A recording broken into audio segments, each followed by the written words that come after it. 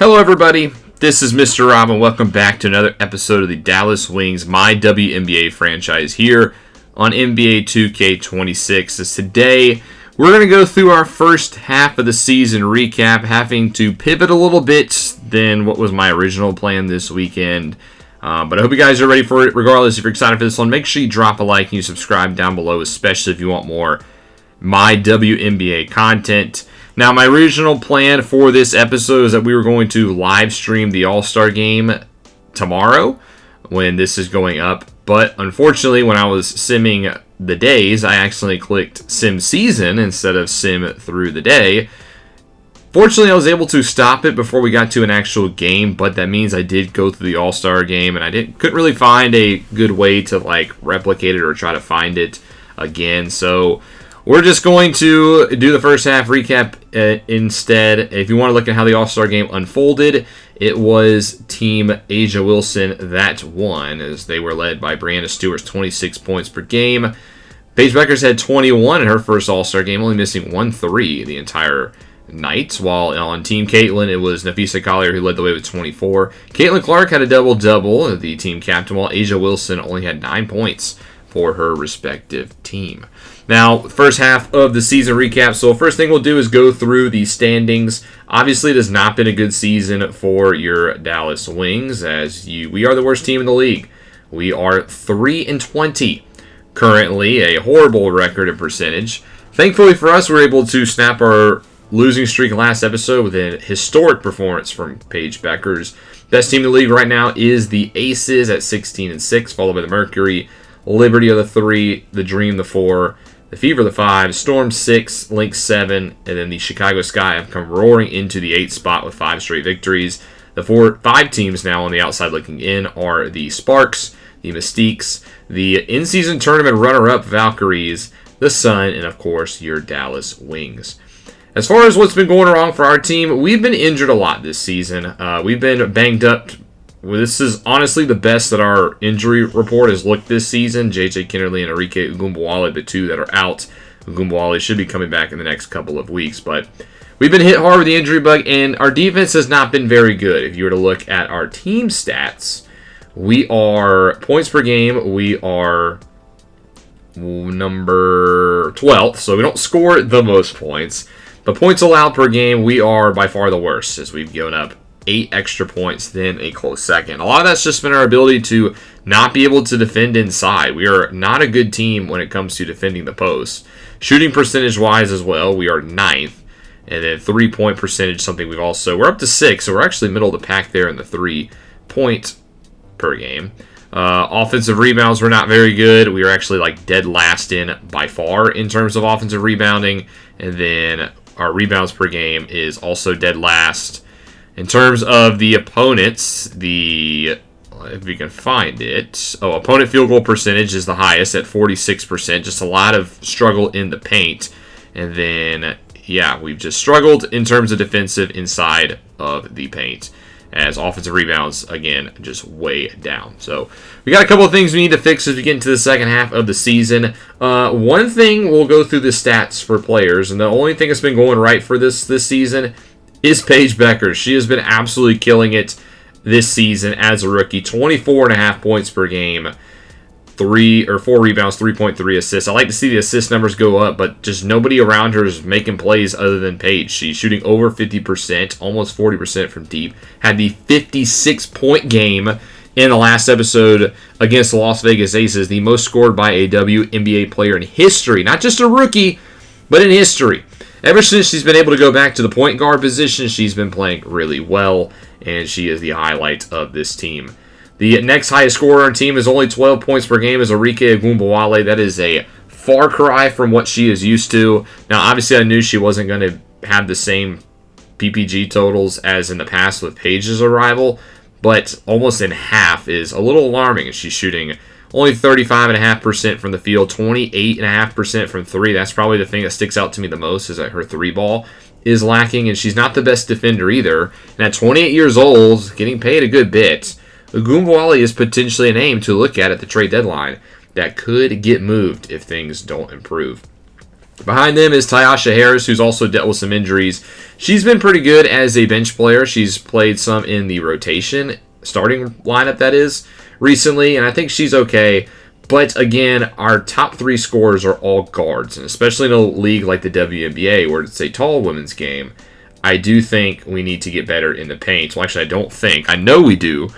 And I think maybe one of these guards needs to go. Obviously, it's not going to be Paige, and that leaves Ogunbowale or Tyasha Harris as a potential name to watch at the trade deadline this season. Then we get into our highest scoring big, which is Lee Yuru, who's averaging 6.9 points per game, 8 rebounds. But in my opinion, she's been a disappointment. She's 6'7", so cue the memes, but she does not play like she's the biggest woman on the court. Struggling to get rebounds, struggling to box out. She needs to play better. Her defense has also not been very good, and that's where we're getting killed at, is in the post. So a lot of that's going to fall on the shoulders of Lee Yuru. She's a player that really needs to step up in the second half if she wants to potentially keep her role on this team. One thing we haven't done with her also is shoot the 3 ball. She has, I don't think, shot a single 3 all season, and apparently she's a stretch 5, so maybe that's something we also look at in the second half of the season. Behind her is Diamond Miller, who's only averaging 6.6 points per game. A far cry from her rookie season with the Lynx, but better than last year. But I do like what I've seen out of Miller recently. She's kind of taken a step back. She is now on the second unit, not a starter anymore, and I feel like that's actually allowed her to thrive. She's played a lot better since being the lead person of that second unit, and I think that's a good role for her, and I think she'll continue to stick in that spot. Then we have Myisha Hines-Allen, who's recently come back from injury, thankfully, because we need some more help in the size department. She is a power forward, struggled offensively, 6 points per game, 7 rebounds, though, is pretty solid. Obviously, the shooting numbers are way down, like a lot of players on this team, but Hines-Allen defensively has been a help, so that's hopefully she doesn't get hurt again in the future.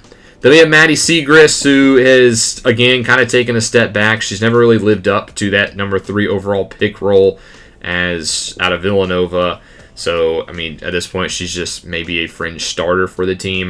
Then we have Luisa Giesel-Solder, who's been hurt all season and has been badly missed. She's the second tallest player on the team, and I think she's definitely a better defender than Lee Yuru. But, again, she's been out with a long time with an injury. But she's currently fully healthy, so in the second half of the season, we will have Giesel-Solder at our disposal, and I cannot wait to work her back into the lineup.